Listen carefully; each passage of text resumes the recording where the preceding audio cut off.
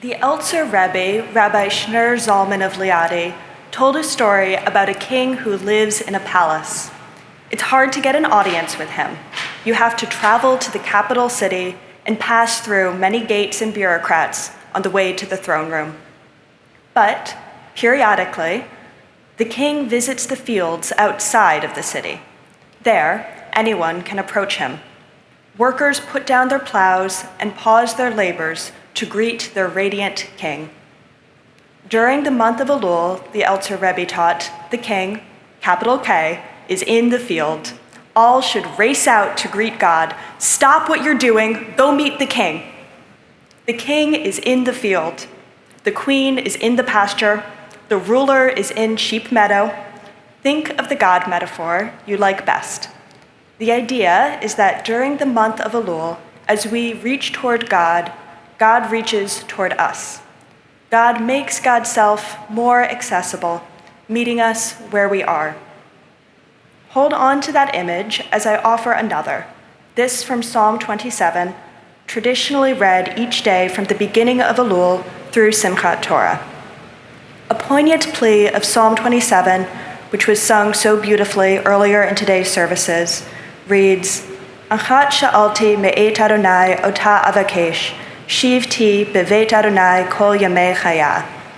One thing I ask of the Eternal, only that do I seek, to dwell in the house of the Eternal all the days of my life. The psalmist yearns to dwell in Beit Adonai, the house of God. The term Beit Adonai is used often throughout the Tanakh, mostly referencing the Holy Temple in Jerusalem. But the 19th century rabbi Shimon Raphael Hirsch offers a beautiful teaching on this verse. He notes that even Kohanim, the priests, didn't actually live in the temple.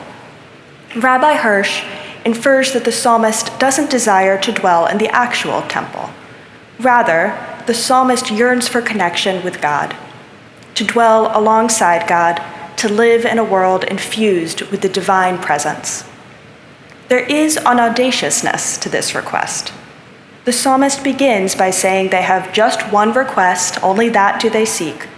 But to dwell alongside God all the days of your life is not a minor thing. This yearning is evoked in Rabbi Zalman Schachter Shalomi's translation. Only one thing do I ask of you, just this alone do I seek. I want to be at home with you all the days of my life. I seek to dwell in the house of the Eternal. I want to be at home with you. Sometimes God is in the field with us. We sense the divine presence without really seeking it out. But other times, we are like the psalmist, imagining God in a distant palace and yearning for nearness. Et panecha Adonai avakesh, the psalmist cries, God, I seek your face. Et taster panecha mimeni, do not hide your face from me. I think it is not a coincidence that the month of Elul offers us these double metaphors. God as immanent and accessible king in the field, God dwelling in a palace that seems wholly unreachable. If we are lucky, God will be out in the field ready to embrace us. But we might be in the psalmist's position, feeling achingly far from a God we're not sure is paying attention. So how do we get from dreaming of God's distant palace to embracing God in the field? First, by acknowledging that faith is, for many of us, difficult.